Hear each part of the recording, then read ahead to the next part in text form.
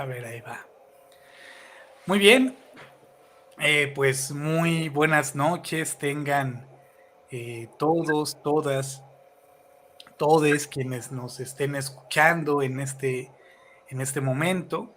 Estamos aquí en vivo en este canal de Enciclopedia Sistémica. Tenemos noticia de que ya hay 8 personas visualizando este contenido y es muy agradable y satisfactorio que sea así, que estén esperando estos videos con tanto entusiasmo como de este lado los hacemos. El día de hoy, la noche de hoy, tenemos un invitado de súper lujo, el doctor Raúl Medina Centeno, quien es profesor de la Universidad de Guadalajara y fundador de este instituto tan importante en la formación de terapeutas familiares, igualmente en la ciudad de Guadalajara, que es el Instituto Zapopan. Así que, pues bienvenido, doctor. Me da muchísimo gusto que esté aquí con nosotros. Ya tenemos 16 personas conectadas e interesadas en el tema y muchas gracias nuevamente por estar aquí. No, muchas gracias a ti, Guillermo, por esta invitación. Sé que tu programa Enciclopedia Sistémica es importante. Estás recuperando, pues, todo lo que se está haciendo en el campo sistémico y creo que lo estás haciendo de una manera ahora actualizada en términos digitales, ¿no? Conversando con los autores que están creando conceptos y para mí es un honor estar en tu programa. Gracias, el honor es para mí, doctor. Pues bueno, vamos a iniciar con esta conversación tan interesante, tan prometedora, que es acerca precisamente de la terapia familiar de tercer orden y que pues yo voy descubriendo este tema precisamente cuando me encuentro con este libro de usted publicado por la editorial Morata, ¿no? Y pues iríamos a una primer pregunta lógica, eh, que sería, ¿qué es la terapia familiar de tercer orden y por qué hablamos de un tercer orden, doctor? Bien, bueno, esa es una pregunta muy compleja que creo que lo vamos a ir eh, explorando durante el programa y en principio puedo decir que lo que se señala en términos generales es hacer conciencia de los sistemas que interfieren en los estilos de vida y estos estilos de vida que generan ciertamente malestar, ¿no? ¿Y qué significa sistema de sistemas? Pues, la conciencia de los sistemas son como partido en dos, piénsenlo de esa manera. Uno, los aspectos económicos, estructurales, de injusticia, como la pobreza, elementos, territorios precarios, etcétera, que ciertamente constriñen muchas libertades de las personas. Voy a dar un ejemplo. Cuando dicen, eh, ¿por qué no acompañas a tu hijo? ¿Okay? ¿Por qué no acompañas a tu hijo con el tiempo que necesitas? Él necesita tu acompañamiento para que esté bien, etcétera.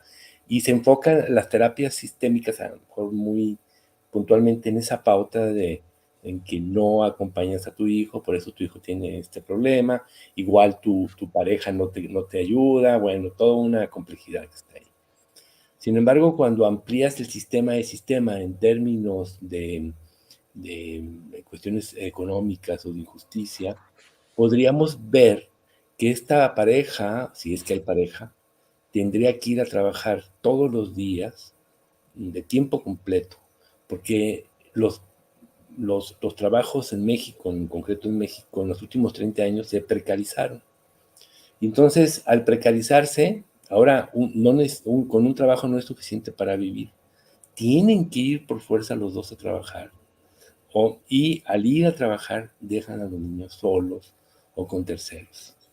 Entonces ahí hay una interferencia de tercer orden, de sobrevivencia y de injusticia que lleva a que esta señora o este señor no estén atendiendo como deben a sus hijos, no hay acompañamiento. Si fijan, hay una interferencia de tercer orden en una pauta que puede reconocerse como un tipo de desconfirmación a los niños, no estás atendiendo sus necesidades. Pero en realidad hay una pauta mayor, hay otras necesidades de sobrevivencia que eclipsan la necesidad del niño. Y la señora o el señor se pueden sentir hasta culpables, ¿no? De no atender a sus hijos. Ese es un ejemplo muy específico de un tercer orden que tiene que ser visto y observado en el proceso terapéutico, porque lo que vamos a hacer es exorcizar el síntoma, sacarlo hacia afuera para poderlo visibilizar y empezarlo a trabajar abiertamente. El otro elemento de tercer orden que es muy común y sobre todo en nuestro país son las mitologías culturales. Por ejemplo, el patriarcado, el clasismo, el racismo, el consumismo, el romanticismo. Entonces, un ejemplo, una persona de 28 años, una mujer, se casa con alguien concretamente y entonces, pero lo hace dentro de una mitología romántica, sin haber conversado a profundidad sobre el estilo de vida, cómo van a trabajar, cómo van a vivir juntos, etc. Y otros elementos que juegan en el campo cultural y que están sometidos por esa red de personas que conviven con esta mujer. A lo mejor la mujer no está muy convencida de casarse con esta persona, pero la red le está diciendo, oye, tienes veintitantos años, no te has casado, no tienes hijos, que son las mitologías patriarcales, las mitologías que es organizada como un pacto comunitario y te llevan a tomar decisiones probablemente importantes y casarte, ¿no? Entonces ahí está otro elemento de tercer orden que tiene que explicitarse. Lo estoy dando con ejemplos para poder entender cuando hablamos, hacer conciencia de los sistemas que interfieren en el maltrato, que interfieren en la exclusión. ¿Sí? Ok, ok, muy bien. Entonces, entiendo que de alguna manera es ampliar la visión, incluir otro nivel de complejidad en la lectura, evidentemente a lo mejor en contraposición de otros modelos como los estratégicos o los de cierto tipo que lo que hacen es precisamente disminuir la complejidad del observado, ¿no? Es ver hacia afuera, ¿no? Sí, yo lo que propongo es que primero tenemos que ver hacia afuera para después ver lo micro. Lo micro se tiene que ver. La Sí. falta de maltrato, este, las formas de exclusión que están llevando precisamente al síntoma. Pero se tiene que contextualizar. Y ese es el concepto de Bateson que habla de ecología. Cuando habla de ecología, él habla de que estamos todos interactuando con diferentes y múltiples escenarios o sistemas que se ponen en juego a la hora de la pauta. No solamente es una pauta relacional, sino son varios elementos que están en juego. Y él habla de aprendizaje de primer orden, aprendizaje de segundo orden y aprendizaje de tercer orden en su libro Pasos hacia una ecología de la mente. Entonces, al principio de la terapia familiar, el primer orden, pues inicia con todo esto. Luego llega el segundo orden diciendo, espérenme, tenemos que hacer una reflexión sobre estas pautas y ver que incluso hay roles preestablecidos, jerarquías, que le dan orden a esta pauta micro que me acabas de decir, el primer orden. Y lo que dice Bason es que el aprendizaje de tercer orden es entender que esos roles están arraigados a los sistemas, al patriarcado, ya lo dije, a una serie de precariedades económicas que interfieren en los roles, que interfieren en las jerarquías, e interfieren al final en el maltrato. Y que ese entender esto genera un aprendizaje mayor, de mayor complejidad, que es terapéutico, porque al final empiezas a ver que no solamente estás atrapado tú, que eres el que te sientes víctima maltratada, sino que también el maltratante está atrapado, ¿no? Y que probablemente está atrapado desde generaciones atrás, ¿no?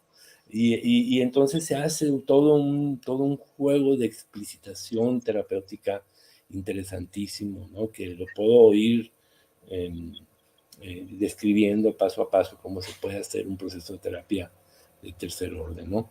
Pero esa es la idea. Esta conciencia de los sistemas te lleva, diría Bateson, a un aprendizaje de mayor estructuración que te lleva a que empieces a repensar y a dudar sobre esas mitologías que las tomabas como verdades y construir otras que incluso tú mismo has practicado, ¿sí? Que son más eficaces para reunificación de la familia, para no maltratar, para integrar, para respetar, etcétera, ¿no? Entonces viene de Bateson. Y yo lo que ahora planteamos nosotros es que el tercer orden no solamente es un elemento de aprendizaje, sino es un elemento de cambio terapéutico, ¿sí? Václavic y Fitch y todos ellos hablaban del cambio, ¿se acuerdan de este libro estupendo? Del Sí, cambio sí. de primer orden, segundo orden. Entonces ahora estamos integrando un cambio de tercer orden.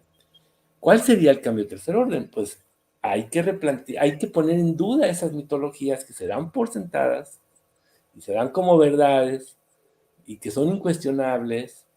Y por eso la gente, sí, curioso, eso lo explica Bourdieu, por eso la gente se acostumbra a vivir mal. Lo ve como normal que el maltrato, lo ve como normal la exclusión, lo ve como normal porque hay un elemento de sentido incuestionable que se da por sentado que lo justifica, ¿no? Que lo justifica y por eso maltratas, ¿no? Te pego porque te quiero, ¿no? O sea, te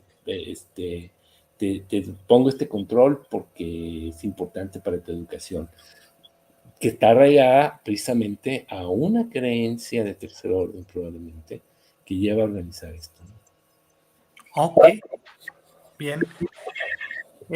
Entonces, tengo entendido más o menos hasta aquí que debe haber, entonces supongo, una diferencia, ¿no? En el cliente cuando se explicita que sus comportamientos incuestionados hasta ese entonces tienen una justificación dentro del contexto en el que está. Y yo me imagino que esto debe hacer una diferencia muy fuerte entre esos procesos, ¿no? De tercer orden y los procesos donde se lleva primer orden o segundo orden nada más, ¿no? ¿Cuáles son las diferencias? ¿Cómo los ves salir de estos procesos después de que de repente, no sé, me imagino que debe ser como una epifanía, ¿no? Como una revelación muy fuerte, muy importante. ¿Cómo los ves salir de estos procesos? Mira, el punto es que cuando empiezan a tener conciencia de esto, de que una creencia irrefutable que incluso viene por generaciones en tu familia, te llevó a maltratar a tu hijo o a excluirlo, vamos a suponer que sea el caso, ¿no? Porque no llena tus expectativas como papá. Y empiezan a observar que esta creencia arraigada por generaciones, pues no aplica hoy en estos contextos. Entonces, ahí eso todavía no lleva a un proceso terapéutico esto. No hay un cambio terapéutico, no hay que ser ingenuos tampoco, ¿sí? Ok, Pero ese es el inicio para llevarlos a la reconstrucción, porque al reencuentro. Y entonces tienen esa conciencia y lo que yo llamo aquí, se tienen que indignar como un proceso terapéutico. Hay que indignarse. La indignación es un recurso terapéutico fundamental. Y entender que cómo te enseñaron algo como verdad y que al final eso está generando que tu hijo quiera, pues, un maltrato sistematizado y tu hijo no quiera vivir, por ejemplo, ¿no? Y entonces eso te tiene que indignar. No te tienes que sentir culpable, porque todos están atrapados, ¿no? Pero te tienes que indignar ante esto, porque la indignación es una forma de entenderte como que tanto el maltratador como el maltratante están atrapados y todos son dignos, créeme. Y que es necesario, a partir de esa indignación colectiva, familiar, empezar a reencontrarse. Y entonces es el inicio apenas, la indignación. Por eso el libro tiene el subtítulo de Del amor indignado al diálogo solidario. Yo parto de la idea de que la antesala de la psicopatología en lo micro es que se rompió el diálogo solidario y se generaron pautas de maltrato y exclusión. Ese es como el escenario micro que lleva a esto. Y el objetivo de la terapia es que recupere la familia el diálogo solidario entre ellos, que tenían incluso, y tienen en su propia historia, para que puedan volverse a ver con respeto, con cariño, y empiecen a dialogar sin prejuicios o con otros principios que los va a llevar a redefinir algunas cosas, ¿no? Por ejemplo, qué significa ser hombre, mujer, hijo, etcétera. Todos estos elementos que están encubierta en todos los procesos de exclusión y de maltrato, ¿no? Entonces, la indignación para mí es el primer paso, pero tiene que ser una indignación colectiva. Es decir, yo sigo pensando que por eso no dejo de hablar de terapia familiar, entendiendo a la familia no como la familia nuclear o la familia biológica o de parentesco, sino aquella red de personas que cumplen un rol importante de cuidado mutuo. Y pueden ser muchas personas, hasta un maestro de primaria, ¿no? Entonces, en ese sentido, este grupo, estas personas van a trabajar por el bienestar. ¿Por qué tiene que ser colectivo la indignación y el trabajo terapéutico? Aquí podemos transitar hacia las terapias de red, por ejemplo, también, ¿no? Entonces, porque los problemas individuales para mí no existen, ¿sí? Vamos partiendo de esa premisa. Los problemas son colectivos. Cuando una mujer es maltratada sistemáticamente y empieza a tener no ganas de vivir por ese maltrato sistematizado, no es un problema privado, es un problema colectivo. Le pasa a muchas mujeres y por eso es un problema estructural. Y entonces, cuando tú ves esto, ves que en realidad ni siquiera es el maltrato de tu pareja lo que te lleva a romperte como persona, sino que es todo un grupo de personas. Hay un pacto patriarcal, por ejemplo, donde te van sometiendo sistemáticamente, ¿no? Vas con tus padres y dices, oye, me está golpeando mi esposo, y te dicen, el matrimonio así es, mija. Tú tienes que hacer algo como mujer por resolver esto, y te batean, ¿no? Y luego, ¿qué sientes? Pues, sola, ¿sí? Y luego tus amigas ya no te invitan porque como corriste a tu pareja, porque te golpeaba, pues ya eres una mujer sola, ¿no? Y cuidado con la mujer sola. Ya tus amigas ya no juegan, ¿no? Como era antes, en el marco de ese patrón patriarcal, ¿no? De esa familia patriarcal, de ese imaginario que nos han vendido como la verdadera y la buena, ¿no? Y que en realidad está generando problemas. Y luego esta mujer se siente sola, etcétera, y, y al final, pues aparece el síntoma, una depresión, vamos a poner, en base a todo este tipo de situaciones. Es decir, impacta en la biología, ¿no? Y entonces, pues la gente empieza a sentirse mal, ¿no? Todo este juego es un pacto social, es un pacto cultural. Entonces, no es solamente el individuo la que debe enfrentar al sistema, indignarse, porque eso es imposible. Tendrás que trabajar con esa red de cuidado, de apoyo. Si alguno no quiere trabajar, pues no, a un lado. Pero sí va a haber algunos otros que sí, tu tía, tu abuelita, tu hermano, tu amigo, tu amiga.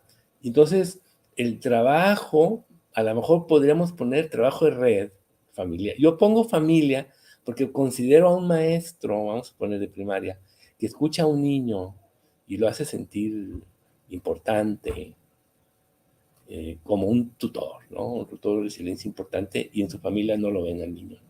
Para mí ese es un tutor de resiliencia importante y es un padre o una madre. Yo lo entiendo así el concepto de familia. De hecho, el libro no ha llegado al final del libro. Hablo sobre familia. Le llamo la familia de elección, ¿sí? Que es un otro dispositivo para trabajar en el tercer orden, ¿no? Entonces, por eso la indignación tiene que ser con estas personas que quieren trabajar en terapia para reencontrarse de nuevo. Es el inicio para reencontrarse. Ok, muy bien. Y entonces, ¿cómo sería este proceso desde que llegan a la terapia, qué pasos se van dando y cómo se va generando este cambio terapéutico, doctor.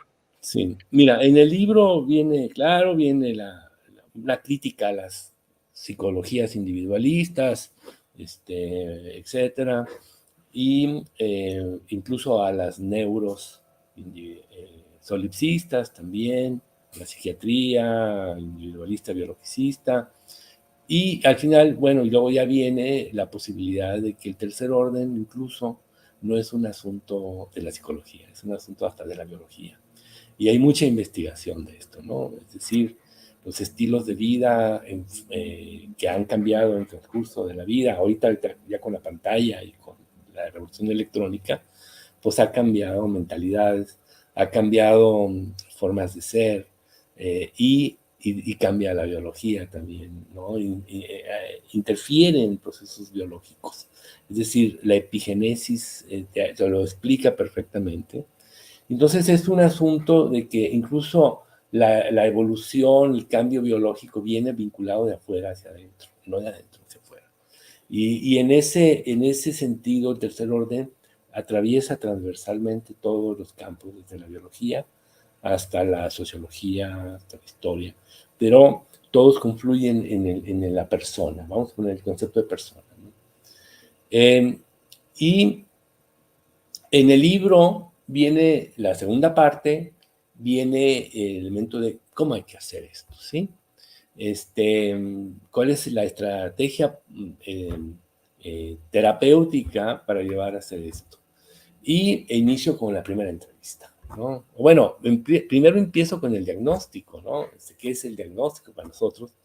Y un elemento importante es, y yo lo he dicho en otras publicaciones también, es que en el campo de la psicología, en el campo de los problemas psicológicos, no son problemas médicos.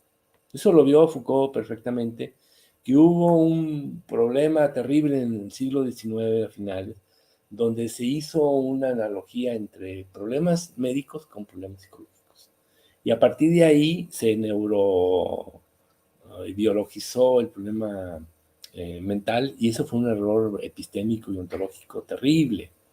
Y no son del mismo orden un problema, una enfermedad psicológica a una enfermedad biológica. Vamos partiendo de este elemento fundamental, ¿no?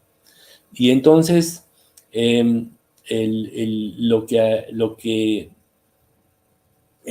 partiendo de este elemento, el diagnóstico para nosotros tiene que ser un diagnóstico relacional. No hay otro, ¿sí? Y aquí puedes incluir los elementos de tercer orden, de segundo orden y de primer orden. No se excluyen mutuamente, ¿sí? Los tienes que poner. Linares, nuestro profesor, tiene un libro extraordinario, ¿no? Identidad y narrativa, y tiene todo un ejemplo de cómo hay que hacer un diagnóstico relacional. Si hay depresión mayor, ¿cuál es el cuadro relacional que él cree que aparece en torno a la depresión mayor, o a la distimia, o a la psicopatología, o a la sociopatía, etcétera, ¿no? Entonces, es irnos hacia afuera para entender cuáles son esos patrones que llevan a que una persona genere un síntoma en específico y lo generen millones de personas, como una depresión, ¿no? Y entonces, aquí ir hacia afuera. Bueno, pero los diagnósticos son relativos también. No pueden ser como médicos, ABC. ¿Por qué? Porque hay un elemento básico vinculante al problema psicológico que se llama cultura. Y la cultura es la diferenciación sustantiva entre grupos y familias, y lo podemos ver de una familia a otra. El patrón de maltrato, vamos a suponer, de una familia lo puede interpretar de una manera una familia u otra, porque sus códigos culturales son distintos. Entonces no puede haber ni siquiera una situación de un diagnóstico relacional universal tampoco. Tendríamos que observar con mucha claridad y los códigos particulares en que esta familia o esta cultura construye sus malestares, ¿no? Y entonces los diagnósticos para mí son marcos sociales organizados ¿sí? Que nos van a llevar a resolver el problema. Entonces es un recurso el diagnóstico. El diagnóstico no va a ser un cuadrado inflexible, sino un campo dinámico desde donde nosotros vamos a intervenir. Desde el diagnóstico se interviene, es como hacemos médicos. ¿Qué tiene esto? Esto es la medicina. Bueno, lo mismo hay que hacerlo, pero para entender que el diagnóstico en el campo de la psicología tiene que ser dinámico, abierto y explícito para llegar al cambio y no para meterte en un laberinto sin salida. ¿Sí? Es un recurso de construcción para el cambio. Para mí es fundamental entenderlo de esta forma. Y entonces tú dices, ¿qué pasa? ¿Ves la pauta micro de maltrato? ¿Ves los roles de segundo orden y jerarquías que interfieren en esto? Y ves las creencias arraigadas que están vinculadas. Y sobre eso, tú trabajas en términos de poder entender que este recurso relacional y de sentido nos va a dar más posibilidades de trabajar con una persona como actor que como persona pasiva, ¿sí? El diagnóstico es una posibilidad de entender que tú eres parte del problema y tienes que trabajar en ello, ¿no? Junto con los demás, ¿no? Y no como que estás enfermo y que, como lo que les dije de la pauta de la mujer que le puso el cuerno al señor o la golpea y llega con la depresión y lo que no vimos fue que sus papás no la apoyaron, el señor dice que es normal para un hombre, sus amigas ya no la invitan, no ven toda esa contextualización y entonces le dice, tienes depresión mayor, ¿no? Ya está, ¿no? Y ahí estaba tu medicamento. No, el diagnóstico tiene que ser, es, eh, es un organizador de la intervención y que debe verse la persona como actora y no como víctima. Pero eso es muy importante aquí. Todos. Claro, tienen mayor poder que otros en la construcción del maltrato. Unos son más responsables que otros en la construcción del maltrato. El tercer orden nos habla también de la injusticia, del poder, de lo político que está metido en todo esto. Entonces, el diagnóstico. Entonces, nosotros no podemos diagnosticar a una persona como si estuviera enferma. Tendríamos que entender que su expresión sintomática es una expresión natural a lo que está viviendo en sus estilos de vida y en las formas en que interactúa. Desde ahí hay que ver el síntoma. El síntoma, en términos Foucaultianos, es una resistencia a un problema que está enfrentando la persona. Hay que entenderlo así, una resistencia política, ¿eh? No hay que entenderlo como que estás enfermo, sino que te estás resistiendo a algo, pero con el síntoma, ¿ok? Y desde ahí empezamos y el proceso terapéutico se invita a las personas que quieran venir de la red de la persona, se convoca y se les da la bienvenida y se habla de un compromiso ético. En principio, y ahí empieza el proceso terapéutico, se construye el sistema terapéutico y se dice, este es un lugar seguro para todos. La idea es que hablemos con honestidad y hablemos de una manera distinta como se habla en su casa. Vamos a apoyarlos en este proceso para que ustedes se vean de manera distinta y sean honestos y autocríticos consigo mismos. Todos están seguros aquí y aquí no se vale insultar, no se vale maltratar, no se vale nada. Tú estás poniendo las reglas del juego. Desde ahí, muy directivo, pero fundamental, créeme, ¿sí? Entonces, si hay maltrato, créeme que las acatan, ¿eh? Créeme, es muy curioso, las acatan, ¿sí? Sí. Sí, dime. No, sí, sí, sí. Y entonces ya inicias, y lo primero que hacemos para entender la pauta, antes de entender la pauta o a qué viene la terapia, el motivo de consulta, y duramos no más de 10 minutos, es cómo viven, en dónde viven, desde que se levantan a que se acuestan, para poder ver cómo están distribuidos en tiempos, en espacios, dónde trabajan, cuánto ganan, en territorio si es seguro o no es seguro. Y ahí hemos encontrado tantas cosas antes de preguntar a qué han venido. Y lo que estamos conversando con ellos es haciendo una conversación de personas y no como de un doctor con un enfermo, de cómo viven.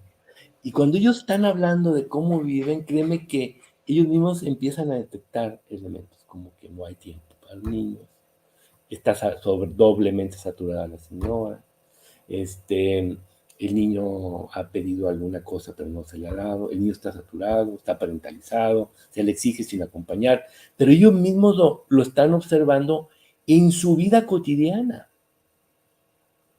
¿Quién dedica más tiempo? Ahí puedes ver la carga de género, quién tiene mayor responsabilidad, quién tiene menor. Y si tú ves un punto importante, lo exploras, pero somos como un antropólogo que está investigando simplemente el estilo de vida y sus contextos donde conviven. 10 minutos, créeme, en el 50, más del 50% de nuestros casos, ahí aparecen cosas fundamentales que si haces una entrevista tradicional no lo es. En muchos, las niñas duermen con sus papás en la misma cama, no salen los niños a la calle porque es peligroso, están adentro, los papás trabajan todo el día, se quedan solo muchos niños, ven la tele todo el tiempo. O sea, tú estás viendo cómo están organizados esta familia y no dura 10 minutos esta entrevista. Y ellos se relajan, mira, yo vivo así, todos participan, conversan, es una charla agradable incluso porque les permite observar con quién juegas, con quién no juegas, sales, te invitan tus amigos, no salen tus amigos, tienen novio, no tienen novia, te dejan salir, hasta qué horas, cuáles, sí, todo esto es el inicio, la primera entrevista es fundamental, ¿no? Y ya después de esto se les pregunta en qué podemos apoyar, ¿no? Entonces ya ellos plantean el motivo de consulta y créeme ya que ellos ya están observando algo con esta pequeña charla al principio. Y ya te dicen, es esto. Y lo que tenemos que hacer con esto que nos avientan es de la queja convertirla en una demanda.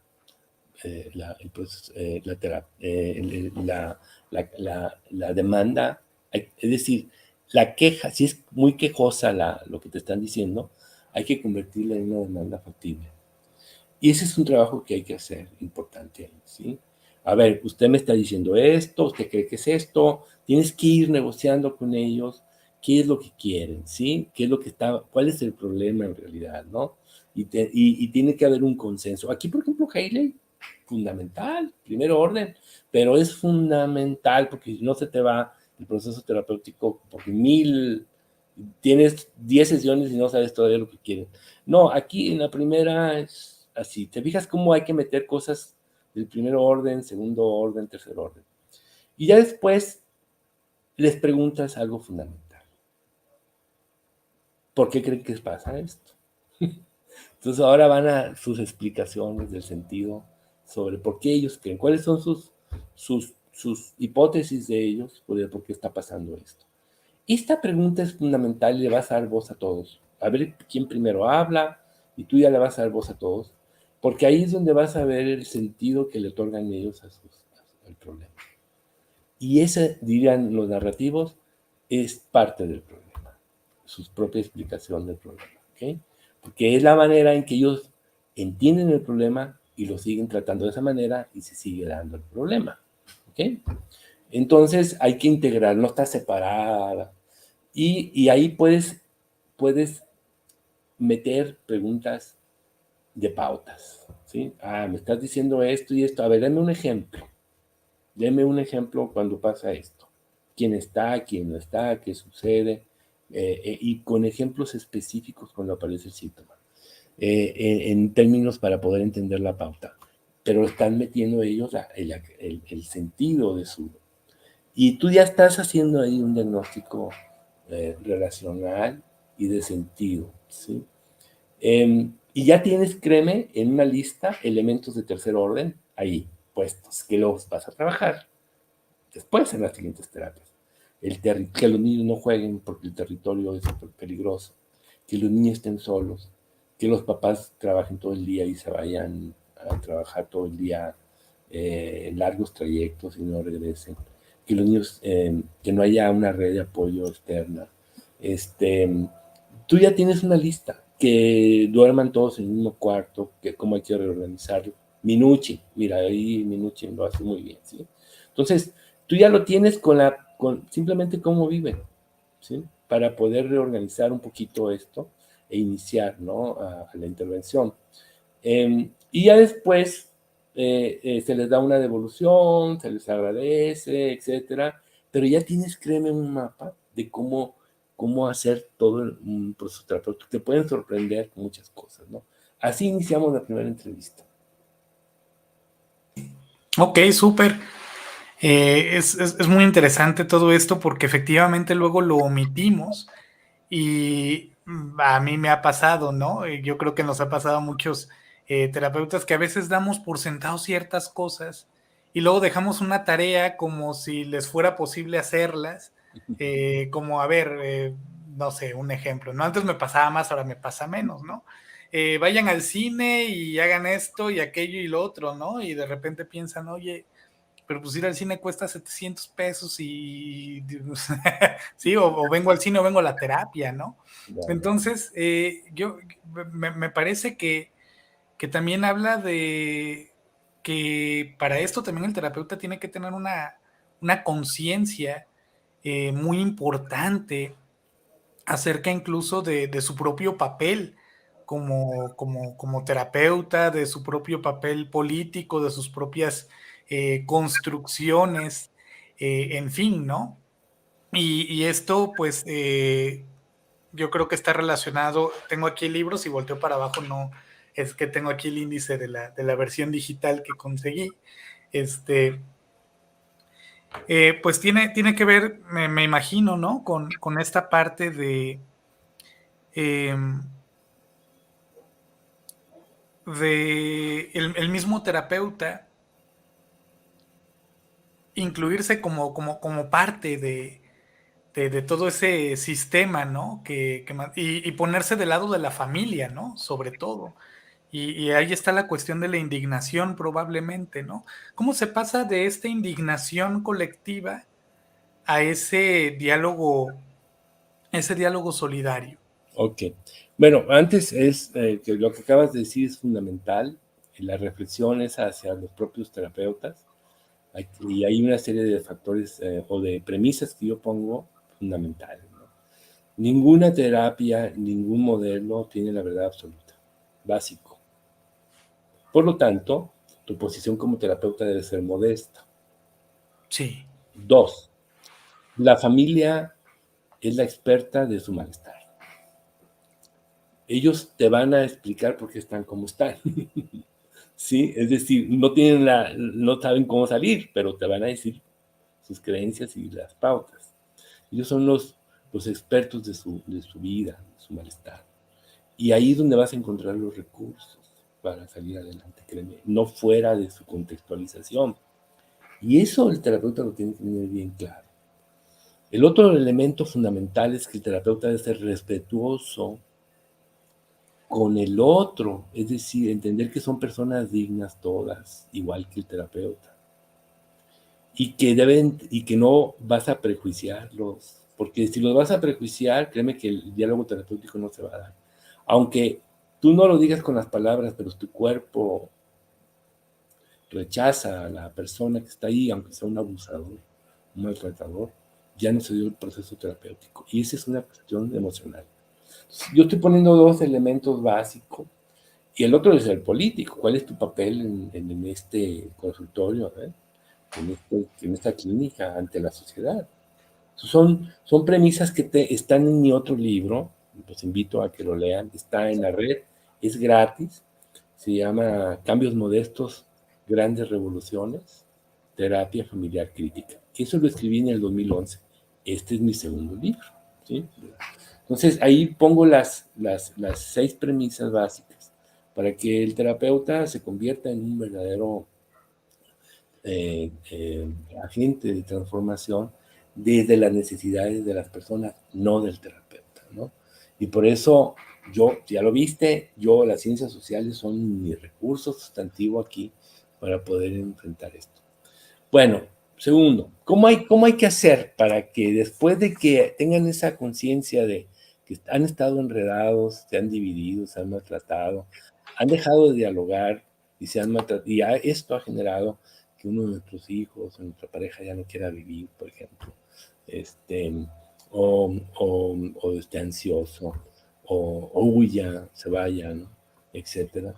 Eh, eh, ¿qué hay que hacer con esto, no? Entonces, ahí lo que hacemos es hacer conciencia, ya te había dicho, colectiva sobre esto, y entender que esto no es tan fácil desarraigar, porque esas creencias que tienen ellos, forman parte de su identidad, por eso no es tan fácil desarraigarlo. No es tan fácil a un señor decirle que su hijo es gay y que es normal, no te lo va a aceptar, ¿sí? Y entonces, que esa concepción lo lleva a maltratarlo y a excluirlo, ¿sí? Y el muchacho pues no es un problema de que es gay, sino es un problema de que ese maltrato y esa creencia lo lleva a tener un síntoma que es depresión o otra cosa, ¿no? Entonces, cuando todos se ven en esta complejidad, y es importante que se empiecen a ver en corresponsabilidad. ¿Qué le toca a cada quien? Y se hace un trabajo autocrítico importante de él. Aquí viene el otro elemento básico, para mí, el proceso terapéutico, la narrativa crítica. La narrativa crítica es el otro recurso sustantivo del proceso terapéutico. Porque la narrativa crítica es un tipo de epistemología que te lleva a observarte a ti en consecuencia y a los demás. Pero ser crítico no es tan fácil. No es tan fácil. Y créeme que cuando la gente empieza a ser crítico de sí mismo y de su vincularidad con los demás, su corresponsabilidad con los demás, créeme que la mitad del trabajo terapéutico está hecho. Porque ya te empiezas a ver como una persona que actúa y no que eres rehén de las cosas, ¿no?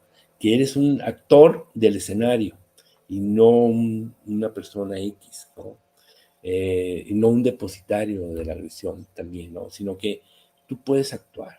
Hay que empoderar, el proceso empieza a empoderarte con la autocrítica también. Te ves como una persona que, que es posible. Y aquí se trabaja con White. White es extraordinario porque Michael White lo que hace es externalizar el problema. Y la externalización del problema es un recurso crítico sustantivo porque lo que hace es desarraigar el problema como si fuera una enfermedad y ponerlo en el contexto de su producción, que es cuándo inició, en qué momento, cuándo apareció tu síntoma, qué estaba pasando, cuál fue el trauma, el momento, el escenario, etcétera, y le da escenario al problema y cómo se ha venido arraigando en tu vida, ¿no? Cómo se ha venido incorporando dentro de ti. Pero en ese momento ya hay una reflexión, decir, ah, caray, es que yo no soy así, yo no era así, yo soy ahora, soy así en estas circunstancias y en esta situación, ¿sí? Y entonces se empieza a observar, se empieza a desarrollar la idea, empieza a dudar incluso de esa creencia, de esa narrativa saturada y de ti mismo. Es que yo no soy así. Y por eso White hace, ¿y cuándo no eres así? Y vas a ver, hay otros escenarios donde sí eres cuidadoso, cariñoso, compasivo, etcétera, ¿no? Y entonces empiezas a ver que no eres uno. Estás desarrollando ya la psicología tradicional, sino que eres varios, ¿no? Con con los mismos actores, incluso. ¿Ok? Y White aquí y Epstein nos enseñan potencialmente cómo ir observándote en contexto, ¿no? Como método. Otra que yo tengo son las preguntas estúpidas, que es un método de intervención fundamental y que lleva a la gente a verse autocríticamente. Este está en el libro de Cambios Modestos y, tiene un potencial enorme. Cuando, cuando, cuando Bateson hablaba de ecología, hablaba de todo un mundo relacional y le daba mayor importancia a las relaciones tácitas. Es decir, a las relaciones que se dan por sentadas y que no se ponen en duda, las que practicas. Haga de cuenta que hay dos tipos de narrativas. La narrativa explícita, lo que dices, y la narrativa implícita, lo que haces, ¿no? Junto con los demás. En un campo relacional siempre estamos vinculados. Y lo que dice Bateson es que esta que haces tiene mayor poder que lo que dices. Tú le puedes decir a tu esposa, te quiero mucho, pero con todos tus actos le demuestras todo lo contrario, ¿no? Y entonces él, cuando habla de ecología, dice que ese mundo ecológico tiene un poder enorme en la construcción de realidades e identidades, ¿no? Y que entonces, partiendo de esa idea, yo parto de la idea de que mucho de la sintomatología está arraigada en esa narrativa tácita, que se da incluso por generaciones, ¿ok? Entonces, las preguntas estúpidas van a explicitar lo que das por sentado, que es lo más banal y vinculante, pero que está vinculado, creemos, al síntoma. Por ejemplo, un señor que golpea o controla a su esposa, ¿no? Y entonces nosotros lo que hacemos es, el problema está vinculado a un problema de inequidad de género, ¿ok? Un problema patriarcal. Entonces tendríamos que navegar en la narrativa de género y patriarcal de una manera para que ellos lo observen. Si tú le dices, ¿tú crees que es un problema de género? Pues no saben ni qué onda con esto, ¿no? Entonces, la idea es meterse. ¿Y cómo? A ver, una pregunta de género, ¿cuál es? Y lo pongo ahí en mi libro, es, ¿quién lava los trastes en la casa? Ese es un problema de género que dan por sentado y que no lo discuten todos los días, sino simplemente se hace, ¿sí? Ujú. Esa es la narrativa tácita. Y ellos se van a quedar así como, ¿cuál? Las preguntas estúpidas, es que el estúpido es el terapeuta, que quede claro. Sí. Y la idea es que tienes que entender la lógica que le otorgan las acciones a las personas y su sentido. Entonces ellos se van a quedar así como que, ¿quién lava así? ¿Quién lava los trastes? Un ejemplo. No, pues ella. Sí, por ejemplo. Pues ella. Sí, pusieron de acuerdo. Preguntas estúpidas. No, como que nos pusimos de acuerdo, ¿no? Es Ujú. una conversación interesante porque es lo que hacen los etnometodólogos en las ciencias sociales. El experto y en toda explicación. Ellos no son tontos. Entonces les preguntas, bueno, ¿y cómo llegaron al acuerdo? No, no es que no llegamos al acuerdo, es que así es. ¿Cómo que así es? ¿Desde cuándo es así? Y ya ves que hasta generacionalmente mi mamá ya lo hacía, etc. Y entonces tú vas navegando en cuestiones de género y entonces le vas diciendo, muy bien, entonces me estás diciendo que ella debe de lavar los trastes y que es una cosa que así de es, porque así son, así es un acuerdo que tienen tácito de hace muchos años, muchas generaciones. Sí, sí, sí, sí. Bueno, y entonces, ¿qué me dices? Me dices que tu esposa trabaja fuera de casa. Y hay una disrupción. Caray. Lo que se supone que hacía antes nomás tu papá, trabajaba afuera, tu mamá estaba en tu casa. Ahora no se puede, ¿verdad? No, no, no, doctor, ya las cosas cambiaron. Ellos empiezan a hacer una reflexión y decir, caray, entonces tu esposa hasta me estás diciendo que sí trabaja. Y luego viene y lava los trastes y cuida a tus hijos. ¿Qué opinas de esto? ¿Por qué? ¿Y tú cómo ves? Ellos empiezan, sobre todo el que controla, empieza a reflexionar sobre esto que da por sentado y empezamos a contextualizar el asunto. Luego hay un momento en que lo vas llevando y le dices, bueno, ¿y tú crees que, que las mujeres y los hombres, ahí viene una pregunta de tercer orden, eh, son iguales antes y ahora? Sí, pero ya después de haber navegado en todo esto. Y ahí te va a decir, no, pues sí, es que las mujeres son mejores para cuidar a los niños, todo. Ok, ¿y los hombres qué tendrían que hacer ahora para poder? Y ellos empiezan a reflexionar. Y luego, ya cuando estás reflexionando en estas preguntas, créeme que ellos están hablando más que el terapeuta, ¿eh? Y ellos están hablando de sus propios recursos, sus necesidades y su contextualización y su práctica tácita. Hay un momento en que le dices, oye, ¿tú crees que esto tenga que ver con el control y el maltrato que le ejerces con tu pareja? Y entonces aparece una conciencia. Esas son las preguntas estúpidas que están ahí planteadas. Y si te fijas, es un trabajo que se hace con mucho cuidado y ahí aparece tercer orden, segundo orden y primer orden. Claro, ¿Sí? claro. Sí, me recuerda un poco esta frase que dice que el pez no sabe que en lo que nada es agua. Claro. Y si de repente llega alguien de fuera del agua y le dice, oye, tú estás nadando en agua, oye, ¿de qué me hablas? ¿No? ¿Qué es el agua? En primer lugar, ¿no? Entonces es un trabajo eh, para provocar esa reflexión en ellos y no es una información que de manera directa proporciona el terapeuta, sino que va facilitando el descubrimiento. Entonces parece que en este sentido el terapeuta es un facilitador, ¿no? De estos descubrimientos, es la postura que tiene en esta forma de hacer terapia. Sí, créeme que tiene un potencial enorme estas preguntas estúpidas.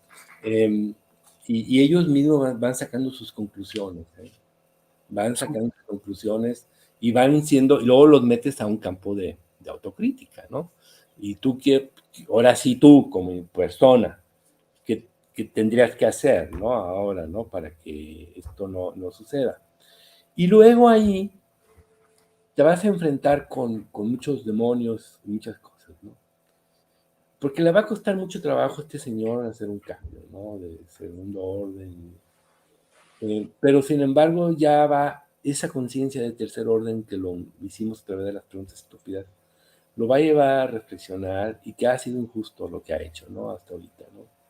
Y que la señora también se va a observar como una actora que en algunas circunstancias le ha puesto buenos límites al señor para no llegar a los golpes, etcétera, y que ella, con menos poder, pues también ha hecho cosas para ayudar a que este señor reflexione. Pero el problema aquí es que él se va a encontrar con esos demonios porque él está hecho de eso. Tu identidad está arraigada en esto. Y entonces aquí la terapia se, se da eh, simultáneamente entre pareja y puedes separarlos y trabajas con él, ¿no? La terapia personal es fundamental aquí porque él tiene sus propios demonios y tendríamos que trabajar muy fuerte. Aquí, ¿qué hago yo? Entonces yo divido, depende de lo que estoy viendo, yo digo, vénganse los dos o vénganse la familia y entonces voy a tener 20 minutos contigo, voy a tener 20 minutos contigo, y luego juntos una devolución. Y así es como voy trabajando. Yo no trabajo todos juntos, depende de lo que tú estás observando. Y entonces, cuando trabajas personalmente con el individuo, te metes a una, yo le llamo, llegar a una honestidad autocrítica. ¿Sí? Pero esa honestidad autocrítica no la puedes hacer si no viste todo el trabajo que hicimos de tercer orden, si no vimos todas estas creencias arraigadas, si ya no pusiste si no has puesto en duda esa creencia, no se puede dar el proceso de ser genuino y auténtico y ser honesto autocríticamente, porque sigues pensando con la misma lógica. Por eso el pensamiento de tercer orden es hacer esta reflexión. El trabajo individual corre a través de esta posibilidad de verte en contexto, ¿no? En diferentes contextos. Y entonces ahora sí te toca a ti, ¿qué vas a hacer tú como actor? Como parte de este escenario, ¿no? ¿Qué hago yo aquí? Y no está escrito ahí, pero estamos en eso. Eh, Trabajo con el objetivo, con entender este trabajo como en interescenarios. Voy trabajando con el Señor con algunas cosas que tiene arraigadas por su familia de origen, vamos a suponer, y que hay que ir arreglando esto y ahí empoderando cosas en él que son más respetuosos de las personas, más cariñoso, y en su propia historia de vida están estas cosas que hay que sacarlas, ¿eh? Y hay que darle mucho poder para ir reconfigurando su identidad. Pero a la vez, a la señora la voy a alertar con pequeños cambios que haga el Señor, que esté atento, atenta. Entonces, estoy trabajando con la señora, esté atenta, si reconózcale al pequeño cambio. Y acá lo estoy activando. Entonces van a su casa y Ujú. pasan cosas, ¿no? Sí, sí, sí. Entonces tú vas jugando con los escenarios y luego también al señor y cheque bien a su señora si le da un abrazo, ¿no? Porque a lo mejor eso para ella es importante. Y acá, pues denle un abrazo aunque no quiera, ¿no? Entonces tú vas aproximando los cuerpos, aproximando elementos, pero le estás dando sentido, ¿no? A lo que va a pasar, ¿no? Ese es un trabajo inter escenarios relacionales para que se conjuguen en su casa, ¿no? Y vas construyendo estos elementos. Y el trabajo de la universidad crítica es duro, créeme, es muy fuerte, y a lo mejor ahí te puedes tardar más tiempo, probablemente, ¿no?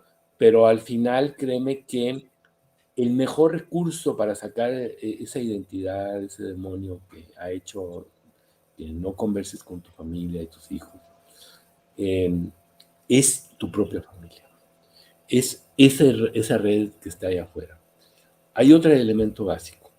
Tú no puedes invitar a hacer un cambio si no genera los escenarios dados de cuidado para que se dé. Por eso hablo de interescenarios. Tú le puedes decir, vaya con su esposa a bailar y todo. Eso no funciona. Tienes que generar el escenario propicio en ellos para que esa experiencia de ir a bailar sea genuina, sea buena, sea una buena experiencia. Y ese es el trabajo terapéutico que hay que hacer. Tú eres un facilitador de escenarios y de sentidos que ellos mismos van a ir recuperando y se van a ir viendo de manera, y se van a ir tratando de forma distinta.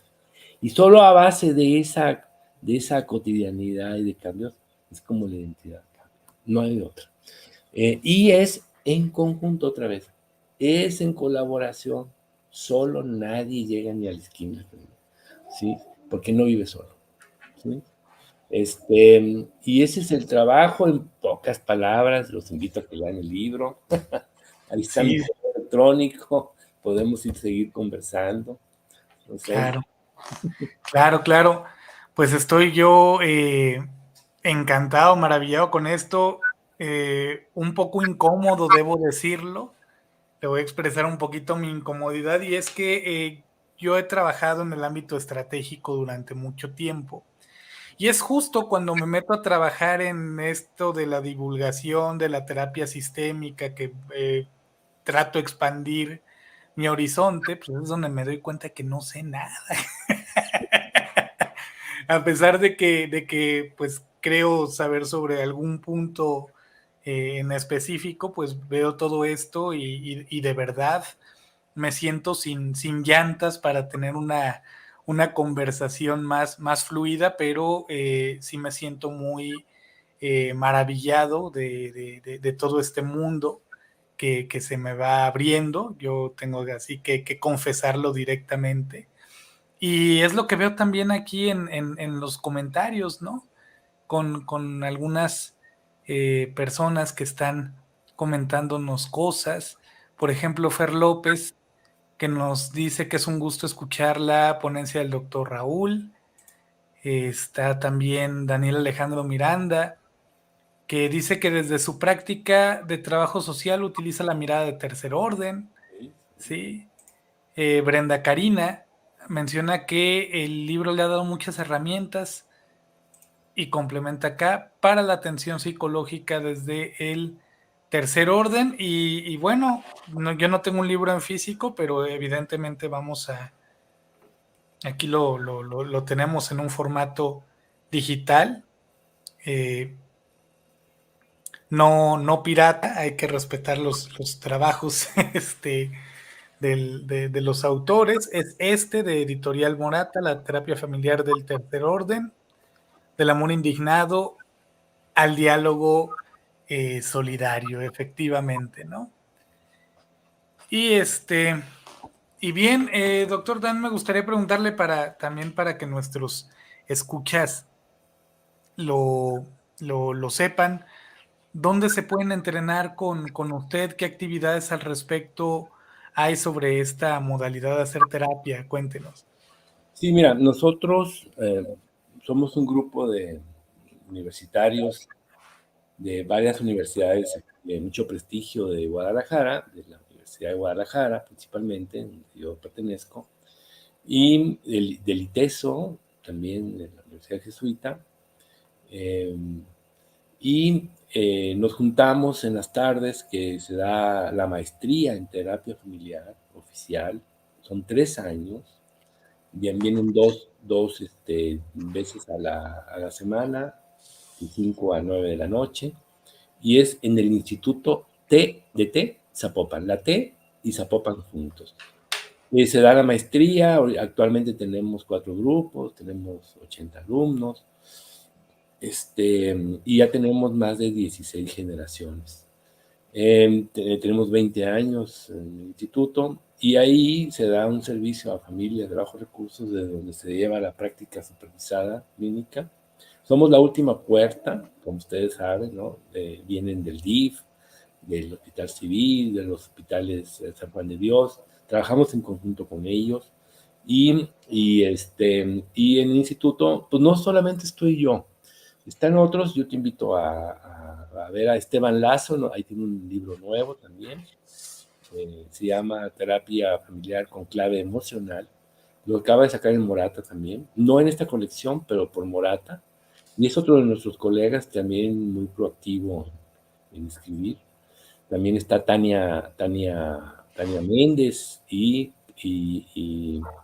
Lidia Macías, que es la terapia de pareja y familiar con perspectiva de género, y escriben mucho también. Y también está Tania Son, que tienen una colección de libros de terapia familiar del ITESO. Juan Carlos Gutiérrez, uno de los grandes que tenemos acá, que vincula la espiritualidad con la epistemología y la terapia familiar. Es decir, somos un grupo, créanme, ya de mucha madurez clínica, y no solamente somos clínicos, somos académicos, investigadores, estamos publicando constantemente. Pueden poner www.zapopanjunto.com y ahí está la página web, ¿sí? Y van a tener ahí más información. Y puede haber movilidad, si alguien quiere ir un mes, quiere ir 2 meses para ver lo que estamos haciendo. Nomás sí, los de movilidad tienen que ser de otras escuelas que estén formándose, porque ya tienen que tener un bagaje más o menos. Entonces es una maestría en terapia familiar y viene todo esto, terapia de tercer orden. Vemos a Haley, claro, los estratégicos son fundamentales. Vemos a Minuchin, vemos a Palo Alto, los nuevos también. Pero también vemos el equipo reflexivo, la terapia narrativa, Jardina Anderson, el equipo reflexivo y la terapia ahora esta de red de Cicula. O sea, nosotros integramos todo el cuerpo de la terapia eh, y presentamos nuestros proyectos. La de género es muy importante para nosotros también. Que incluso la terapia de tercer orden en per se es una terapia con perspectiva de género, ¿sí? En ese Ok, sentido. ok, ok, muy bien. Muy interesante saber un poquito más a profundidad de este centro que suena mucho porque, pues bueno, está Relates, ¿no?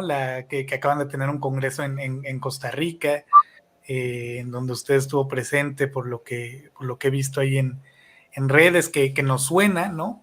Pero ya saber un poco más a profundidad la línea de trabajo que es muy interesante y muy necesaria, ¿no? Muy bien, bueno, pues ahí Sí, estamos y si ustedes ponen en Google Raúl Medina Centeno, pues ahí hay muchas publicaciones y muchas cosas también, ¿no? Claro. Estoy aquí poniendo en el display el nombre del instituto, Ujú.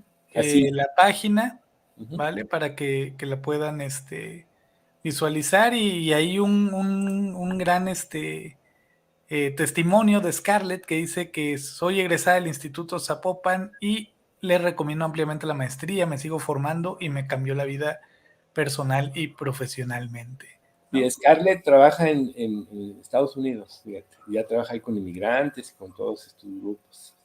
Sí. Súper, súper. Muchas gracias, Scarlett, por tu comentario.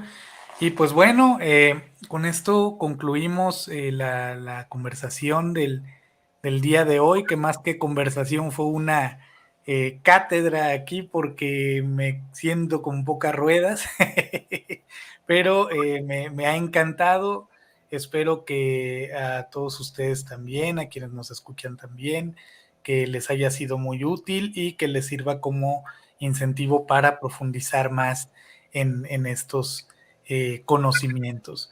Pues muchas gracias, vamos a cortar la transmisión, nos vemos tras bambalinas, muchas gracias por su generosidad, doctor Raúl, le agradezco mucho. No, gracias, Guillermo, y estoy al pendiente de tu programa. Creo que es un buen recurso para la formación y agradezco enormemente tu invitación. Y a todos los oyentes que están por ahí, un abrazo y saludos. Gracias, saludos a todos, buenas Buenas noches. buenas noches.